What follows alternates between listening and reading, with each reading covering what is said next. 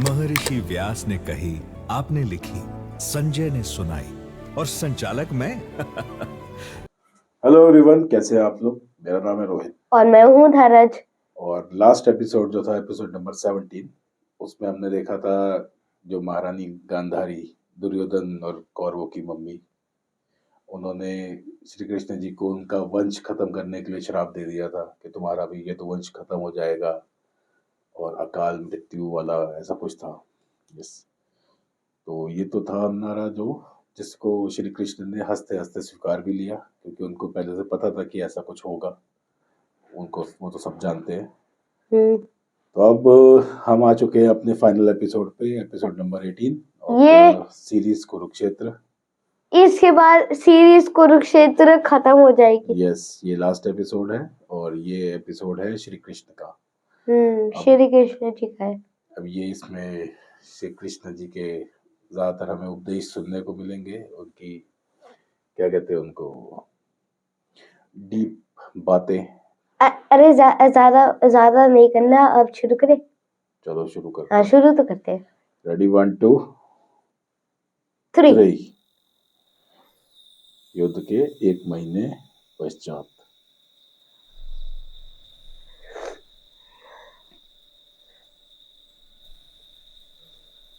ओम गण गणपतये नमः।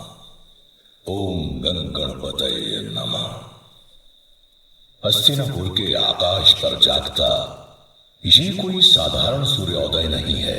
ये उदय है एक नए भविष्य का, भाग्य का, राजनीति का और विरासत का।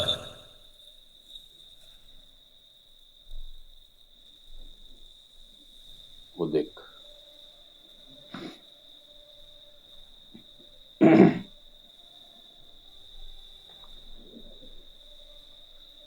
ओम गण गणपतये नमः।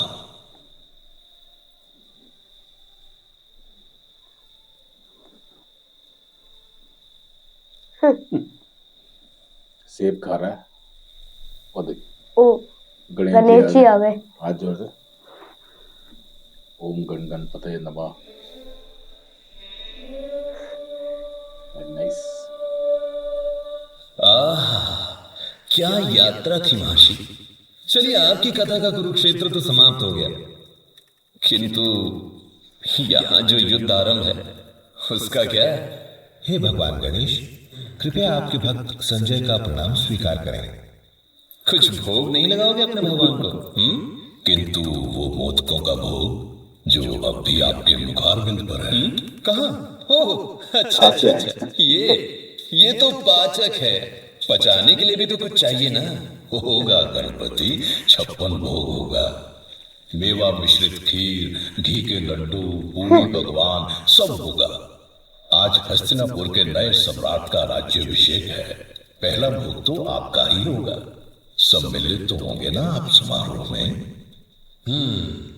मन तो वही होगा, किंतु तन यहाँ। ये क्या लिख आपकी रहे हैं? महाभारत का अध्याय जो लिखना है। महाभारत। वैसे भी एक महाभारत राज्याभिषेक दिखा दो। में 2 भगवान अधिक हो जाएंगे। 2 भगवान? क्यों, उसे भूल गए?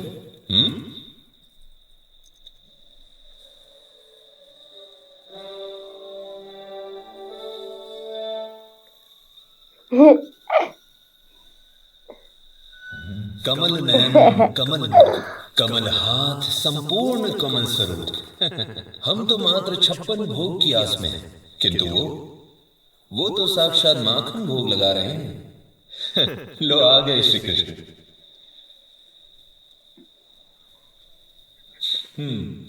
कथा पता है ना आपको श्री कृष्ण जी को माखन कितना पसंद है। बचपन से ही वो ऐसे खाते आ रहे। बड़े भी हो गए तभी भी माखन चुरा रहे। अब आप जो चीज आपको अच्छी लगती है आप खाओगे तो सही ना, है ना। छोड़ तो ना दोगे। नहीं। ये तो ना कि अगर आप राजा बन गए तो खाओगे नहीं। वाचकों की मंत्रणा और मुझे नहीं बुलाया, आपको बुलाने की क्या आवश्यकता है केशव? ये सृष्टि ब्रह्मांड आपको सर्व विद्यमान है। कहाँ लेखक और कहाँ मैं, आपके महाकाव्य में मात्र एक पात्र। मात्र एक पात्र? वो जो पूरी कथा संचालित कर रहा है। महर्षि व्यास ने कही, आपने लिखी, संजय ने सुनाई, और संचालक मैं।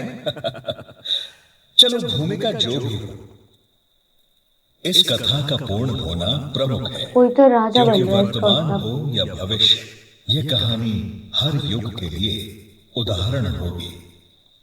आपके लिए भी, आप जो बस दर्शक बने।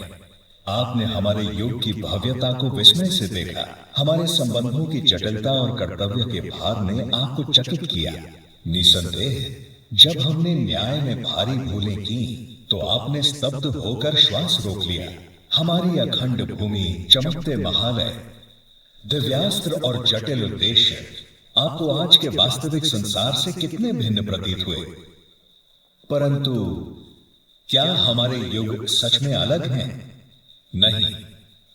मेरे अतीत से आपके वर्तमान तक बहुत शीघ्र आप जान जाएंगे, युग चाहे कोई भी हो, पर जीवन नहीं बदलता।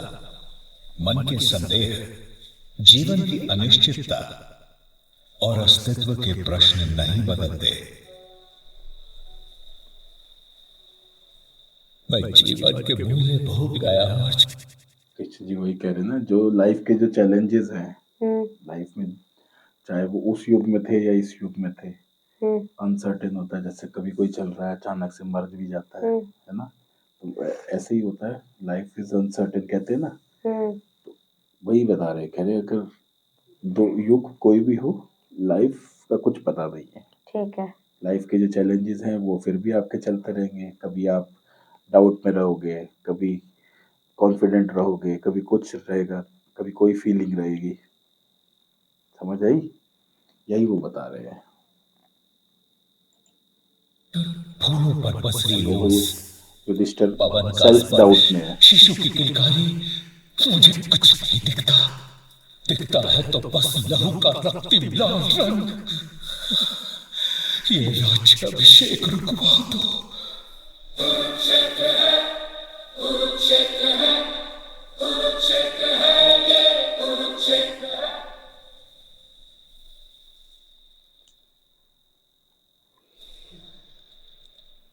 तो ये प्रजागण, ये सैनिक, नगर के गणमान्य नागरिकों के साथ ये आयोजन, ये सब किस लिए भैया युधिष्ठिर? इतना बड़ा युद्ध, अकल्पनीय रक्तपात, अभिमन्यु और घटोत्कच का बलिदान, हमारे 5 पुत्र और असंख्य सैनिकों की मृत्यु, इनका क्या अर्थ? यही तो मैं भी स्वयं से पूछ रहा हूं अर्जुन। यदि इस युद्ध का कारण मैं हूं, तो परिणाम मैं कैसे? रोग स्वयं तो अपना उपचार नहीं हो सकता। इस सिंहासन में मेरी अब कोई रुचि नहीं। कदाचित आप ये नहीं समझ सकते। तुम्हारे पिता पांडु ने सिंहासन त्यागा था तो सबने उपहास किया था।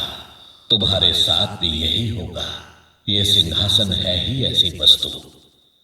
यदि तुम्हारा मन स्थिर है तो अपने शुभ चिंतकों की सुनो पुत्र। कर्तव्य पथ सज चुका है भैया युधिष्ठिर। पुष्प हो या कांटे, अब यही आपकी नियति है और यही आपका राजधर्म। धर्म के इस भ्रामक मार्ग ने मेरी सोच, मेरे विचार, मेरा विवेक समाप्त कर दिया है केशव। अब तो मैं ये भी नहीं जानता कि मैं क्या हूं, मेरा अस्तित्व क्या है। आप सोच रहे हैं अर्थात आप अस्तित्व में हैं। यही सत्य है और यही तथ्य है। और मेरे मन के भीतर उठते इन प्रश्नों का क्या? जो इस सिंहासन के लिए स्वयं से इतने प्रश्न करे, वही इसका सच्चा उत्तराधिकारी है। वो संकट याद है जिसने वनवास में आपको घेरा था और अपने भाइयों के प्राण बचाने के लिए आप अकेले ही यक्ष के हर प्रश्न से जूझ गए थे। अर्जुन, सहदेव, भीम, नकुल, कहो तुम सब।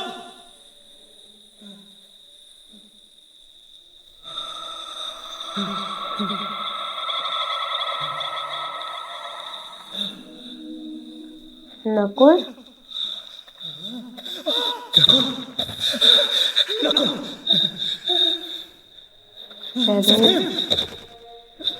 ये दोनों ट्विंस हैं वैसे। तुम्हारा प्रयास व्यर्थ है मन।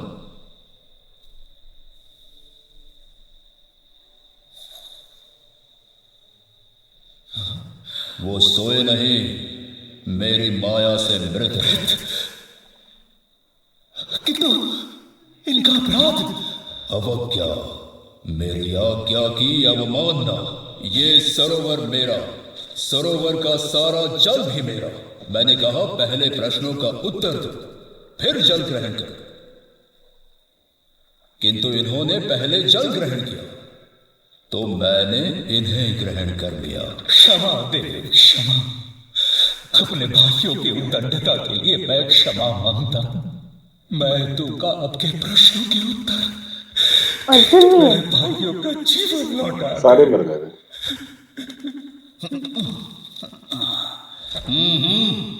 उसके लिए तो बहुत देर हो चुकी है। तो फिर मेरे प्राण भी हर ले। मैंने ही इन्हें पानी लेने भेजा था। यदि मेरे भाई नहीं तो मैं भी नहीं। वो देख,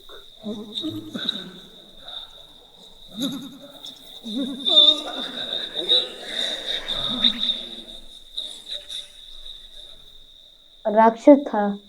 सुना है तू धर्मराज है। तेरी विनम्रता और भ्रातृ प्रेम तो मैंने देख लिया। तेरा देखो क्या था ये।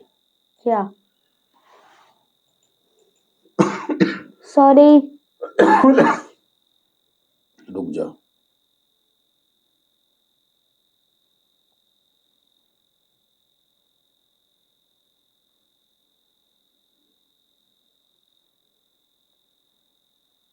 पॉज कर देंगे।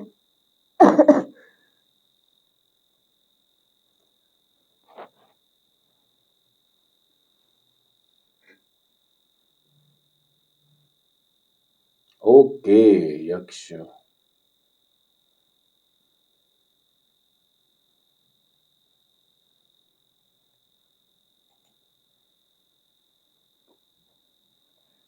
सॉरी अब हमने। समझ आ गया। हाँ सॉरी। वो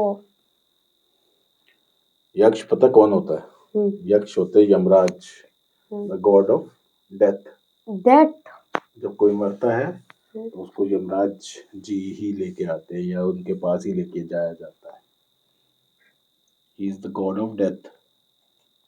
धर्म ज्ञान भी तो देखो, सोच कर उत्तर देना, क्योंकि इन्हें बचाने तो तू आ गया, किंतु तुझे बचाने कौन आएगा? कुंती पुत्र युधिष्ठिर। और देख,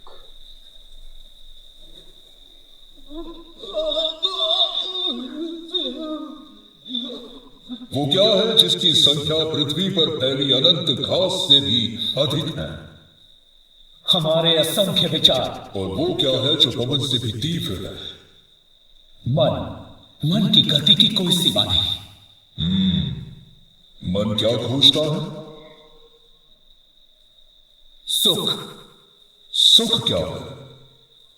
काम, क्रोध, लोभ, मोह जैसे अवगुणों से मुक्ति।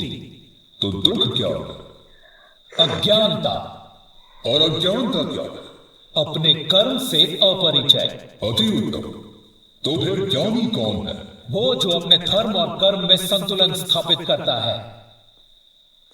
मनुष्य का सबसे बड़ा कर्म क्या है? प्राणियों के प्रति संवेदना, प्रेम और उनका कल्याण सबसे बड़ा कर्म है। 125 यक्ष प्रश्न, और हर प्रश्न का सटीक उत्तर। यदि एक भी त्रुटि हो जाती तो वो हमारा अंतिम दिन होता। आपके कारण आपके भाई जीवित बचे और आपको न्याय बोध का आशीर्वाद मिला। ऐसा ही तो होना चाहिए एक राजा। स्मरण है वो प्रश्न जो आपसे यक्ष ने पूछा था? एक गृहस्थ पुरुष का सबसे परम मित्र कौन है? पत्नी। उत्तर भी स्मरण है पांचाली। परंतु आज जब अपने परम मित्र को महारानी बनाने का अवसर मिला है तो उस पर इतने प्रश्न और इतने विचार। स्वयं के संकुचित सीमा से बाहर निकलिए स्वामी, क्योंकि प्रजा की दृष्टि से सोचेंगे तो सिंहासन का जो भी प्रश्न हो उत्तर एक ही होगा। धर्मराज युधिष्ठिर, आपकी मित्र, आपकी पत्नी और आपकी प्रजा होने के नाते मैं विनती करती हूँ कि आप कृपया मुकुट धारण कीजिए। हस्तिनापुर आपकी प्रतीक्षा कर रहा है। लेकिन मुकुट पहनने से पहले उसके रत्नों को स्वच्छ करना आवश्यक है। और एक ही व्यक्ति के पास इसका अनुभव है। कौन है ये? अच्छा, वो इतनी देर से यहाँ बैठे बैठे युद्ध देख रहे हैं। ओ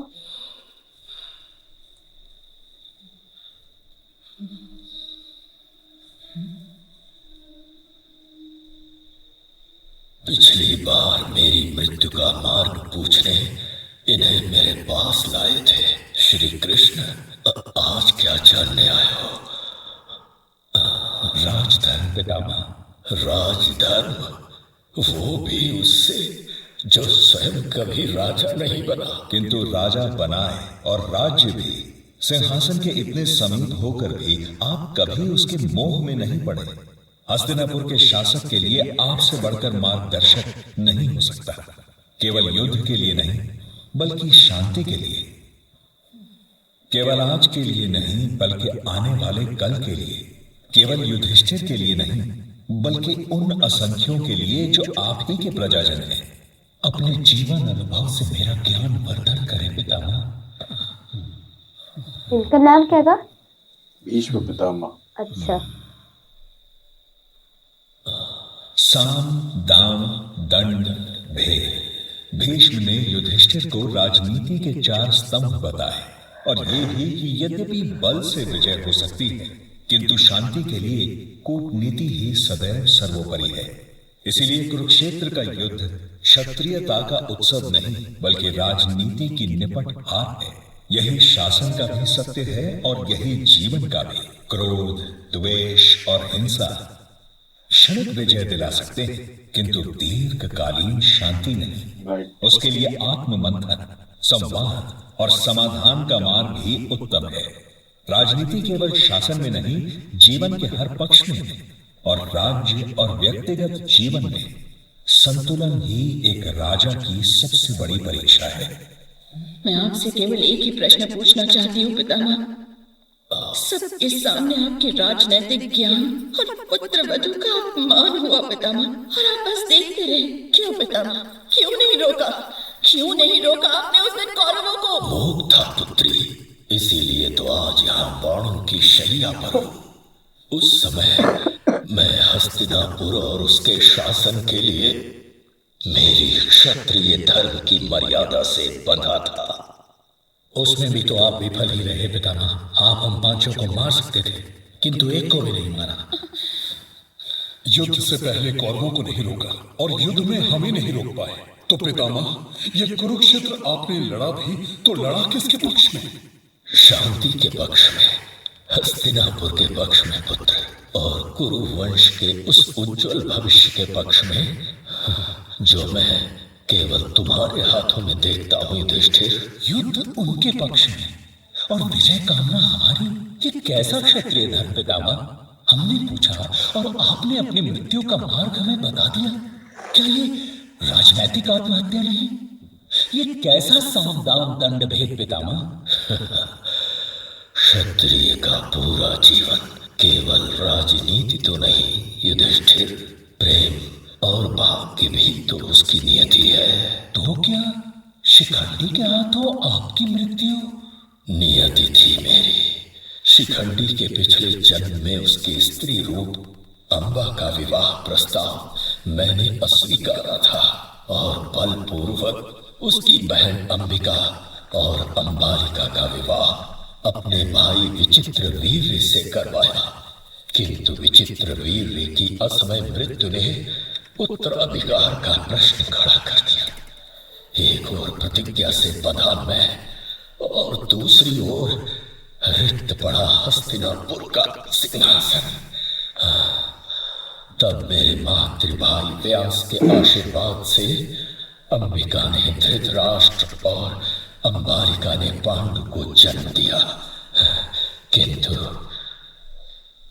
एक नेत्रहीन और दूसरा अल्पायु, 2 वंश रेखा जिन्होंने परिवार तोड़ दिए और हस्तिनापुर के भाग्य में कुरुक्षेत्र लिख दिया।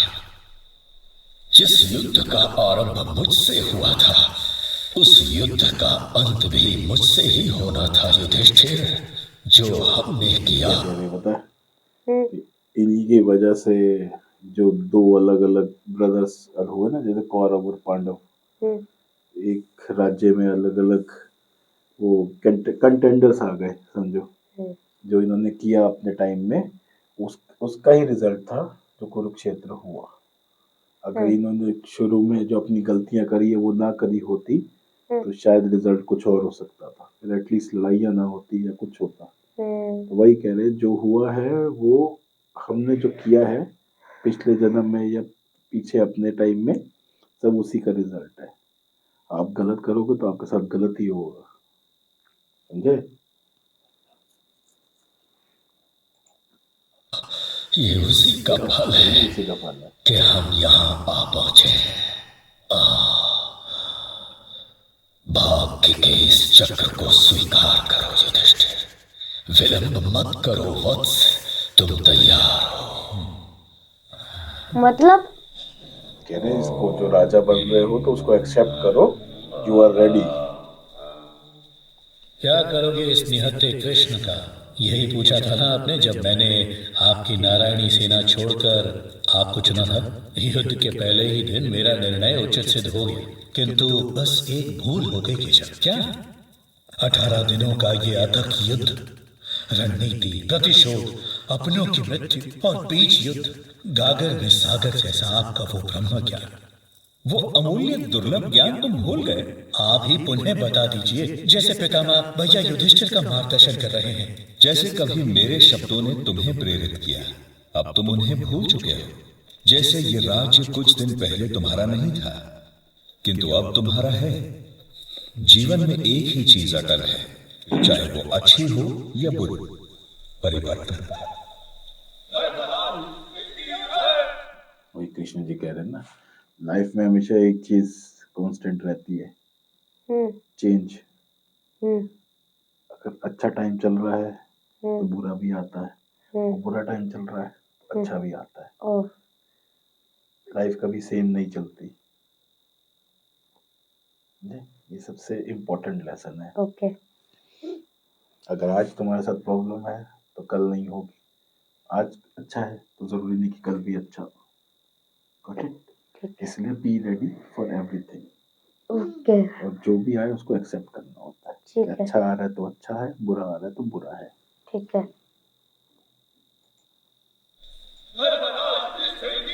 राजा बन गया।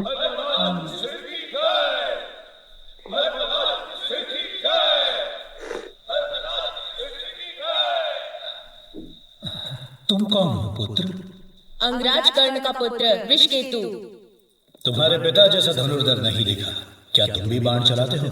हर बार लक्ष्य की नोक पर। सीखते रहो पुत्र, एक दिन तुम्हें भी अंगराज बनना है।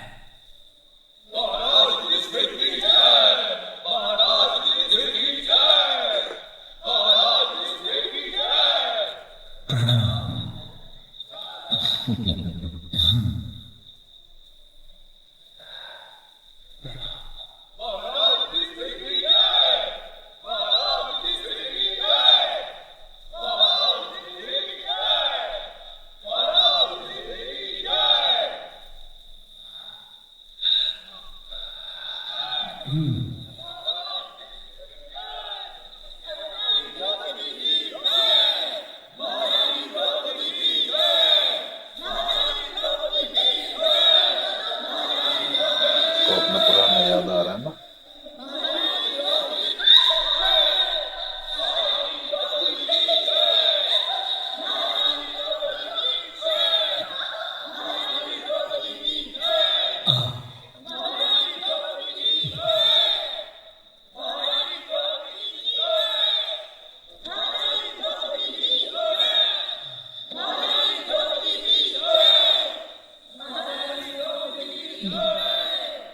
महारानी, 2 क्षण बात हो सकती है?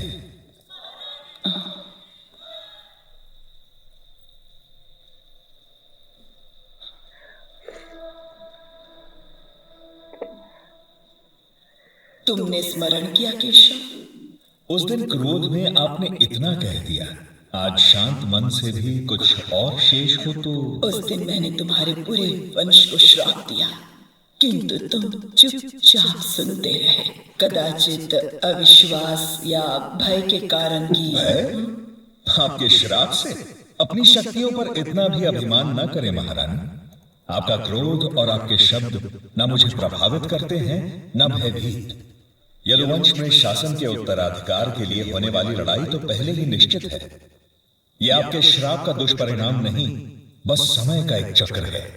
श्राप और आशीर्वाद न कभी कर्म की दिशा बदल सकते हैं और न परिणाम की श्रृंखला। मैंने क्रोध में आपको एकाएकी मृत्यु का भी श्राप दे दिया, किंतु आप तो। भगवान, लेकिन मुझे भी अपने कर्मों का फल भोगना पड़ेगा महारानी। मृत्यु लोक में न कोई अपने कर्म से बच सकता है और न मृत्यु से। मैं भी नहीं। समय का चक्र यूं ही चलता रहेगा। एक और वनवास, पांडवों का वानप्रस्थ, पांडवों का संन्यास। आज जो राजा हैं कल नहीं होंगे। परीक्षित का राज्य अभिषेक,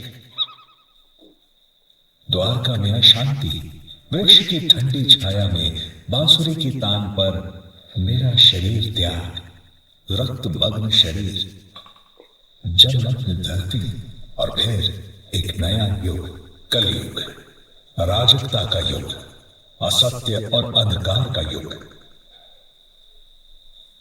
कथनी और करनी में अकाल्पनीय अंतर का युग, जब ज्ञानी शोषक हो जाएंगे और अज्ञानी यशस्वी। जब संसार स्वार्थ में डूब जाएगा और परमार्थ समाप्त हो जाएगा। अन्न के भंडार होंगे पर भूख नहीं मिटेगी। जल के सागर होंगे पर प्यास नहीं बुझेगी। असमानता चरम का आकाश छुएगी। काम, क्रोध, मोह, मद, लोभ, ईर्ष्या और आलस्य जैसे राक्षस मनुष्यता को निगल जाएंगे। जीवन के मूल्य और आदर्श समाप्त हो जाएंगे।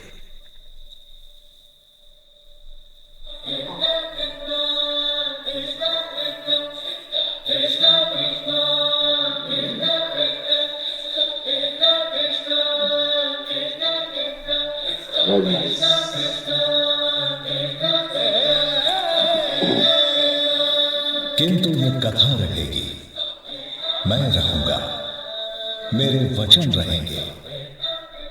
अन्याय के विरुद्ध हर संग्राम में मैं सबका साथी बनूंगा, क्योंकि जहां धर्म है वहां मैं।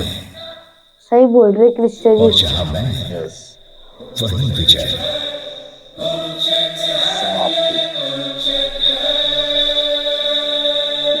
गणेश जी ने महाभारत लिख दी। गणेश जी ने पूरी लिख दी। पूरी महाभारत? यस, जो हुआ था A to Z। जो हुआ था महाभारत में वो लिखा है? महाभारत पता है कहाँ से शुरू हुआ है? कहाँ से? जहां से मतलब अभी जब ये कोई भी पैदा भी नहीं हुआ था ना, अभी भीष्म पितामह भी पैदा नहीं हुए थे, कोई भी नहीं था। ओ हाँ, मतलब इनके फादर के फादर के फादर शुरू से बिल्कुल कहाँ से शुरुआत हुई वहां पे, वहां से। मेरे फादर से बहुत। जैसे दुर्योधन के फादर, उसके फादर, वो कहाँ से आए, उनको किसका श्राप मिला, किसका आशीर्वाद मिला है। हाँ, तो वो सब बिल्कुल हमें ये सब तो पता नहीं है, पर लेकिन बहुत टाइम से शुरू हो रखी है महाभारत। बहुत बहुत बहुत जनरेशंस पहले से लिखी। हाँ, उसमें कई सारी जनरेशंस आ गई। अलग युग से शुरू हुई। युग नहीं, अलग जनरेशंस आ गई। अच्छा, बहुत सारी जनरेशंस है। जनरेशन क्या होती है? जैसे मेरे फादर, हाँ, आपके दादू हो गए हैं, तो वैसे उनके फादर, फिर उनके फादर, ऐसे जनरेशन बाय जनरेशन ऐसे। तो बढ़िया था ना? हाँ, बढ़िया बिल्कुल था। अब आपको गाइस फिर अब अगली बार तू अब की वो महाभारत देखेगा ना टीवी पे, हाँ, तो तेरे को थोड़ी बहुत समझ आएगी कि कौन क्या है और क्या चल रहा है। ठीक है। कृष्ण जी का वो देखा था लास्ट का मैसेज? क्या? जो वो कह रहे थे कि जो उनका जो श्राप दिया था कि ये सब खत्म हो जाएगा। क्या खत्म हो जाएगा? उनका जो यदुवंश है द्वारका नगरी डूब जाएगी और वो हाँ। सब, वो तो कह रहे वो तो पहले से ही निश्चित है, वो पहले से लिखा हुआ है, वो होना ही होना है, उसमें से आप कुछ कर नहीं सकते। जो अगर आप वो कहते हैं ना, कर्म कर्म अच्छे करो, अच्छे काम करोगे तो अच्छा रिजल्ट मिलेगा, हाँ। बुरे काम करोगे तो बुरा रिजल्ट मिलेगा। बट जो चीज आपके साथ होनी है वो तो फिर भी होनी है ना। बट ये कि उसका इफेक्ट थोड़ा कम या ज्यादा हो जाता है। ठीक है।